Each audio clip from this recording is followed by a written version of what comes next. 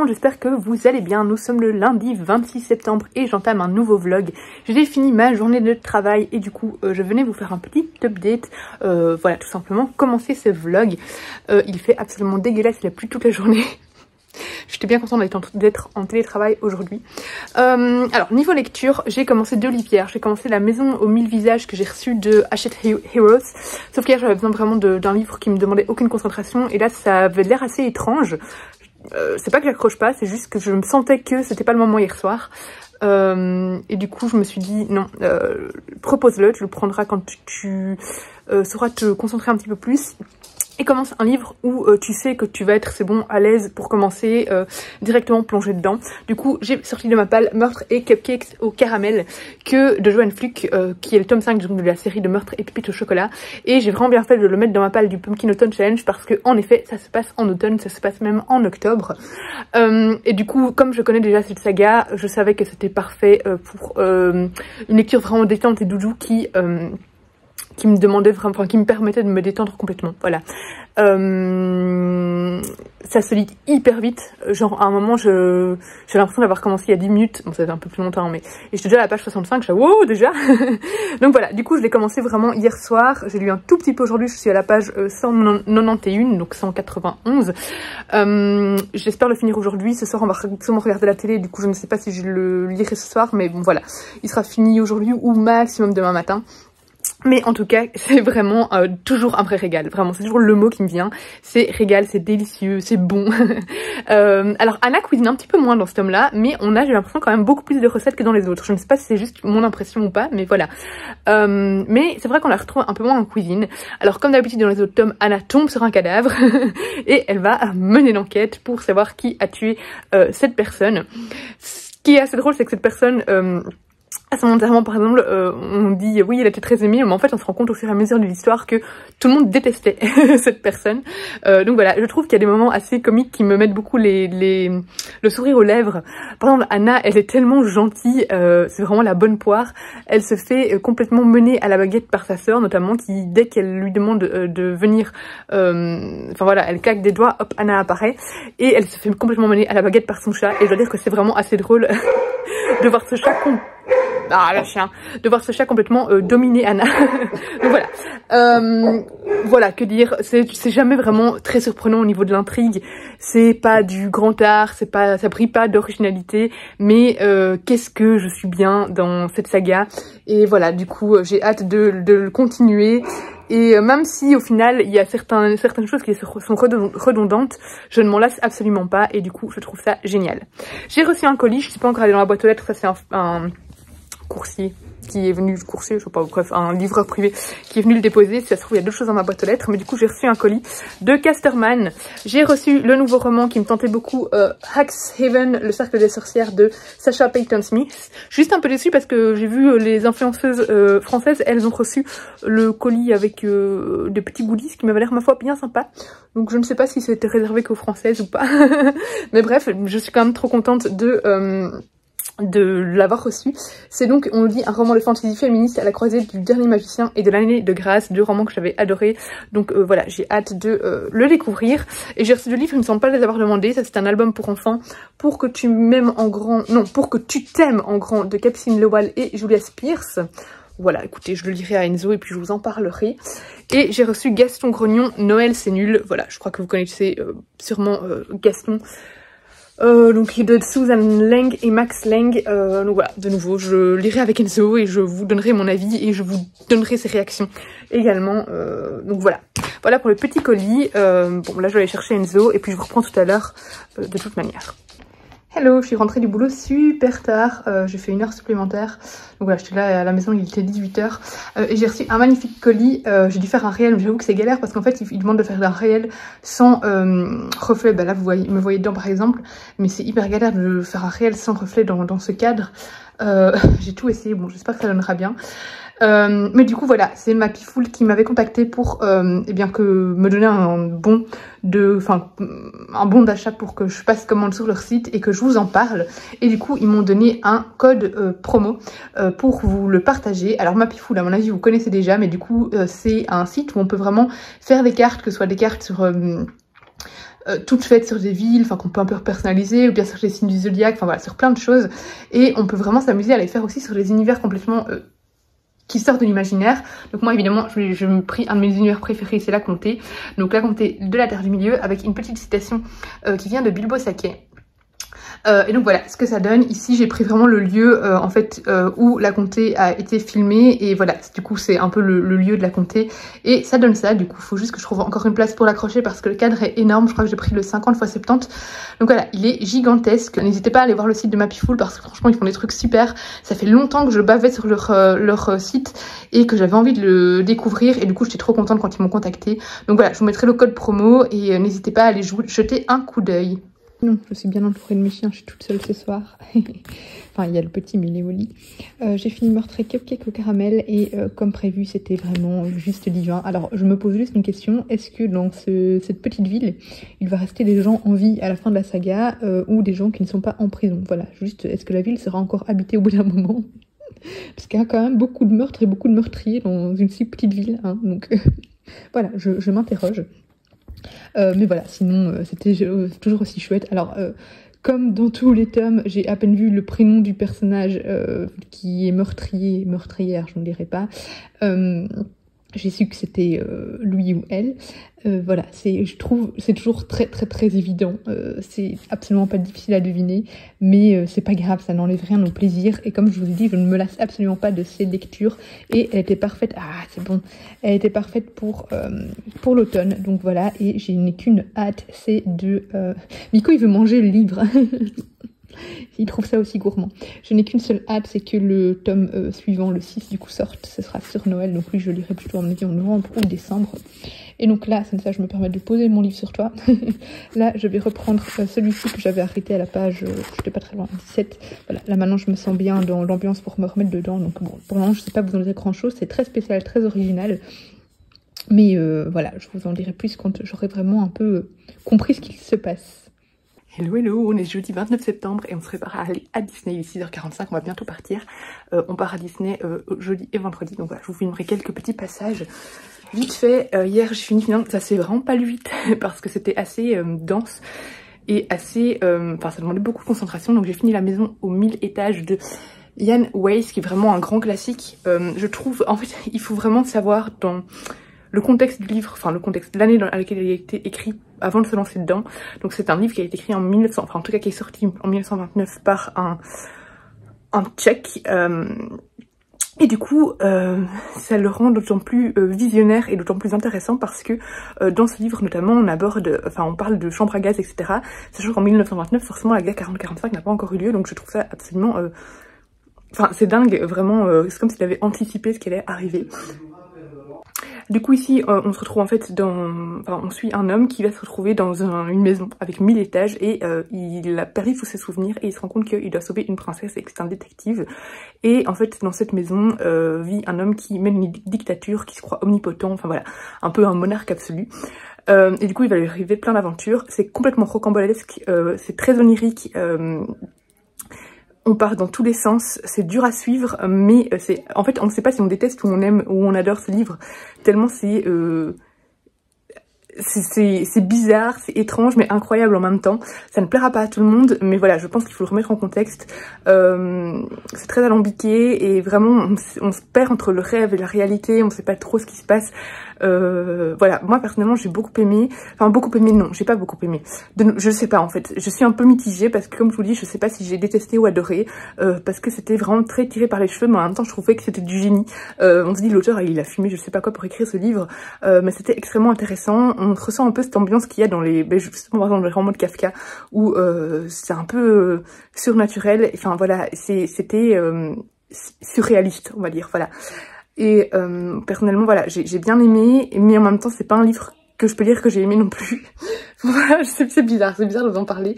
Mais du coup on aborde plein de choses, la dictature, les chambres à gaz, l'esclavage, etc. Donc il y a plein de thèmes abordés, c'est assez visionnaire. Oui, voilà, c'était sympa, mais ça plaira pas à tout le monde. Et ça se lit vraiment pas aussi vite que ce qu'on peut penser. Ici on nous dit, je tenais à vous le mettre, donc c'est un livre qui pointe toutes les dérives à venir, le contrôle des hommes et des cerveaux par les écrans, le culte de la personnalité poussé à son extrême, le délire de la surconsommation, l'exploitation des vices et des obsessions. Donc voilà, avec les chambres à gaz, etc. Qu'est-ce que je peux vous lire d'autre? Un livre majeur dont on ne sort pas indemne. Et oui, il y a aussi un incroyable graphique utilisant toutes les possibilités de l'époque. Donc voilà, c'était franchement, c'était surprenant.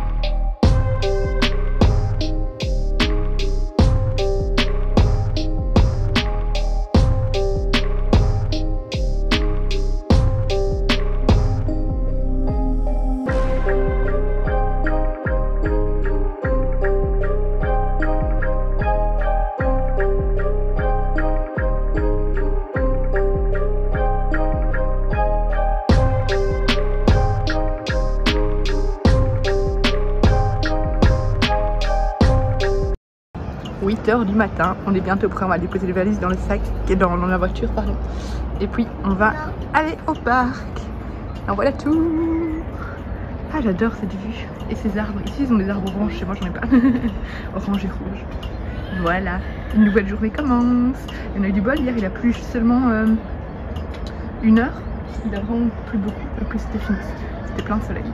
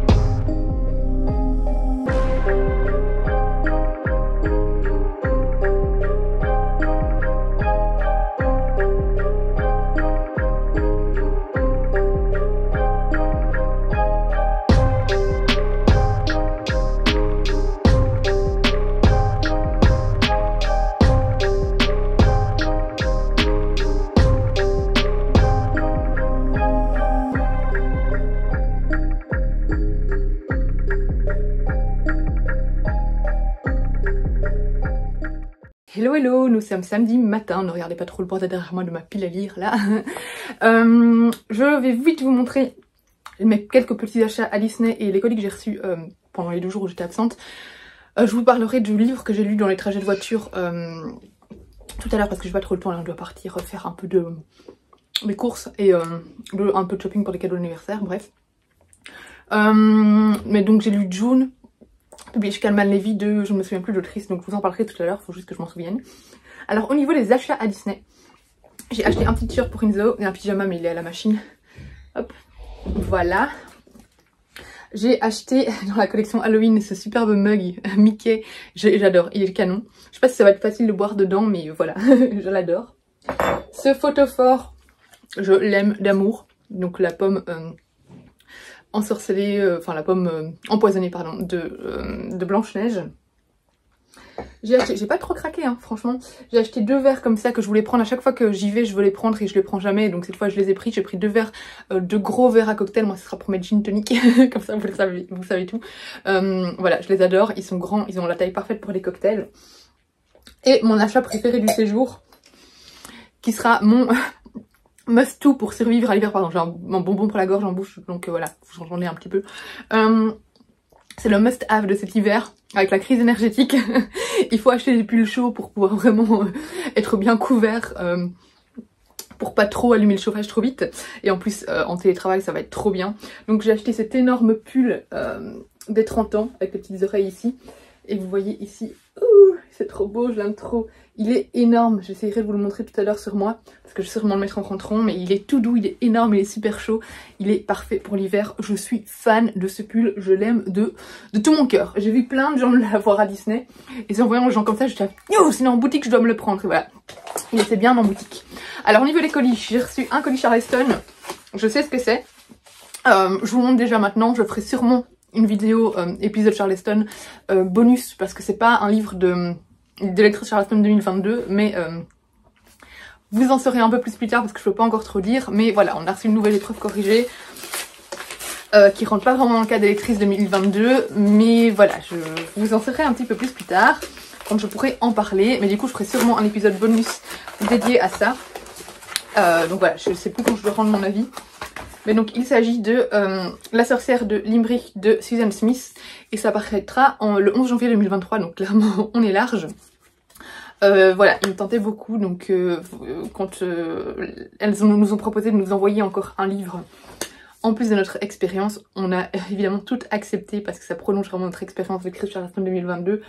Et du coup voilà, j'ai vraiment hâte de le découvrir, il est assez court, hein. Il fait moins de 300 pages. Donc voilà pour ceci. Alors j'ai reçu un colis édition Gallimard. Mais je sais pas si c'est des Gallimard ou plutôt...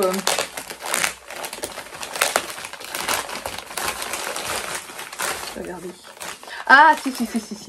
Alors, c'est... Ah trop bien. C'est Emmanuelle Chastelière. Que vous savez, si vous avez suivi mes vlogs cette année, mes vidéos un peu pour le Plib et tout ça. C'est un auteur que j'ai découvert grâce au Plib. Et que j'ai adoré. Donc il a écrit Célestopol. Et du coup il m'a proposé de recevoir son roman qui va être réédité. Donc c'est une réédition en poche chez Folio. Et donc voilà, j'ai évidemment accepté parce que j'adore sa plume, j'adore cet auteur, il est d'un talent incroyable. Et du coup forcément je voulais le découvrir. Du coup, alors je ne sais plus de quoi ça parle parce qu'il m'en avait parlé il y a déjà un petit temps. Mais je voudrais bien le lire avant la fin de l'année, c'est sûr et certain. Donc voilà, de la part d'Emmanuelle Chastelière, je suis trop contente, merci. Parce que j'aime tellement sa plume que je suis contente de découvrir tous ses écrits. Ensuite, ça je sais ce que c'est, ça vient de Syros. Syros qui m'a contacté pour recevoir 2 de leurs livres. Là, à mon avis, c'est celui avec le cerf dessus. Oui. C'est Grand Passage de Stéphanie Leclerc. J'adore la couverture. Lui, il sera parfait pour le Cold Winter Challenge. Ça fait très hivernal. Et ensuite, on a un paquet de Dupuis. Je ne sais pas ce que c'est, parce que j'ai demandé plusieurs BD, donc je ne sais pas laquelle c'est quand. Je suis pas assez organisée pour ça. Ah, trop bien! C'est le nouveau tome des Tuniques Bleues. Donc, Irish Melody, les Tuniques Bleues, c'est une de mes BD d'enfance que je lis depuis. Enfin, c'était à mon père et j'ai lisais les BD de mon père, etc. Et du coup, c'est toujours un plaisir de les découvrir. Donc, c'est le tome 66. Donc voilà pour les petits colis qui sont arrivés pendant mon absence. Et je vous reprends tout à l'heure du coup pour vous parler de mes lectures. Alors, on est dimanche, il est 21 h. Du coup, je vais venir clôturer ce vlog en vous parlant de mes 2 lectures de ces 4 derniers jours, pardon Miko. Dans mon super plaid, pull Disney, je vous ai promis de vous le montrer. Voilà, l'arrière, l'avant, il est hyper long, hyper large. voilà. Et du coup, il peut même faire le tour de mes jambes, là, comme ça, quand je suis assise, c'est parfait. Du coup, j'ai eu un week-end de même 4 derniers jours assez chargé. Mais j'ai réussi à lire 2 livres. Un livre assez court, donc il s'agit de June, mais c'était assez court, mais ça se lisait pas si vite que ça. Donc June de Emmanuel de Boisson. Alors ici c'est une biographie, alors c'est une biographie romancée, hein, mais voilà, de June, comment elle s'appelle encore, June Mansfield, voilà, qui est donc, qui a été la femme de Henry Miller, un écrivain assez réputé.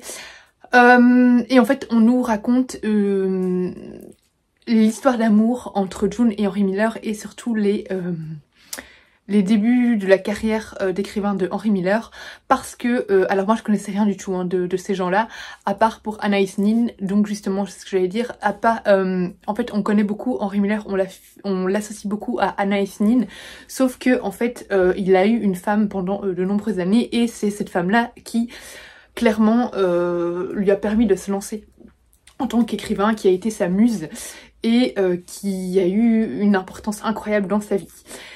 Du coup on se retrouve à New York dans les années, je ne sais plus quand ça commence, dans les années 20.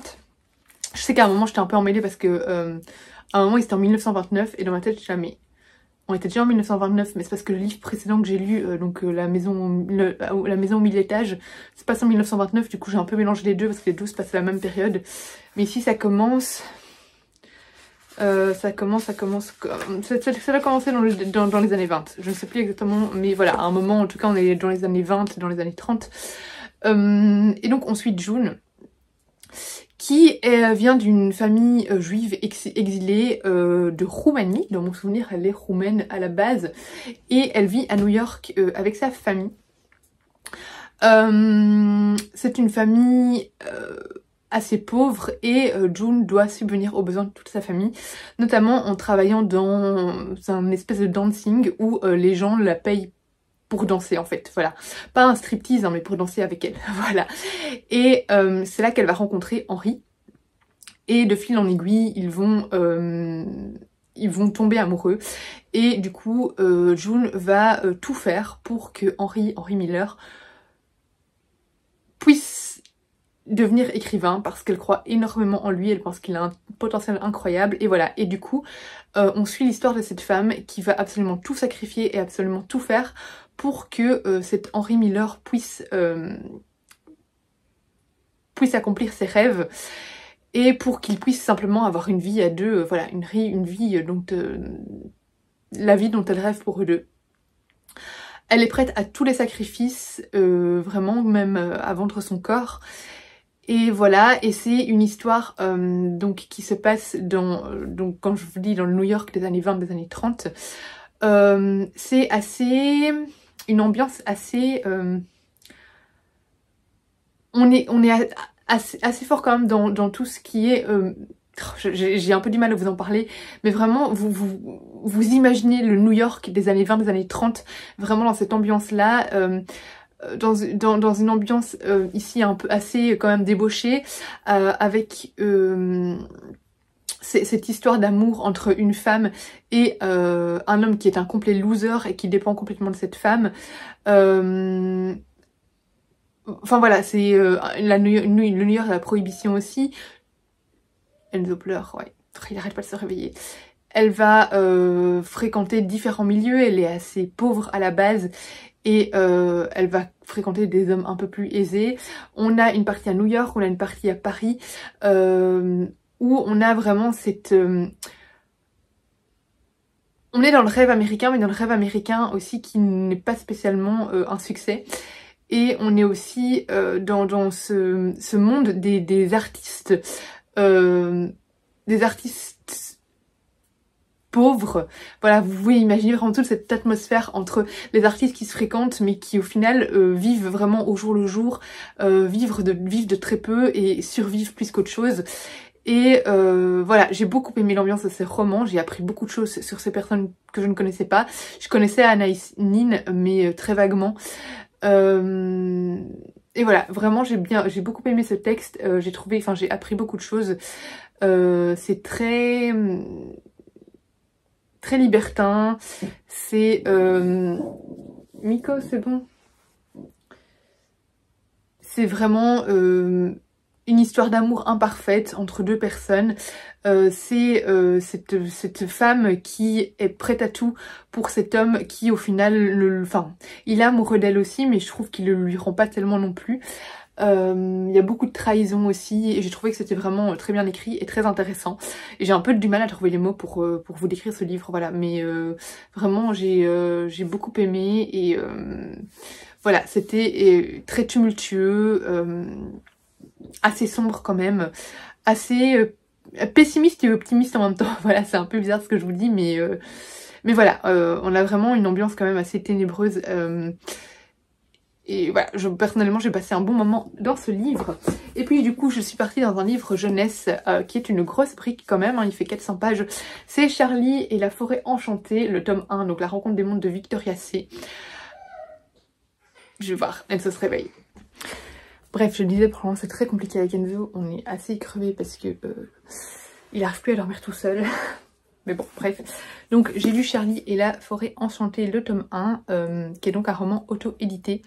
Ici, il c'est un roman pour enfants. Alors, pour enfants, oui, mais pour enfants qui sont déjà des très bons lecteurs, je pense qu'au niveau de la densité de l'écriture et de l'univers, on est plutôt dans un Harry Potter 4, quelque chose comme ça.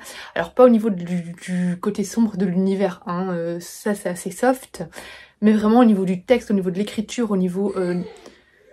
oui, ça demande quand même déjà un bon niveau de lecture parce que c'est assez dense, c'est 400 pages, écrit quand même, voilà, c'est quand même du bon texte quoi, c'est pas aussi aéré qu'un livre jeunesse qu'on a l'habitude, enfin, que le livre jeunesse qu'on a l'habitude de voir.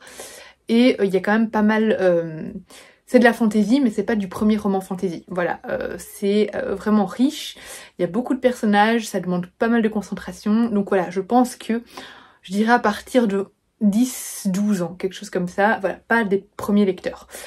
Ici, on va suivre Charlie qui est un humain lambda à la base et qui va en fait se retrouver envoyé chez ses grands-parents.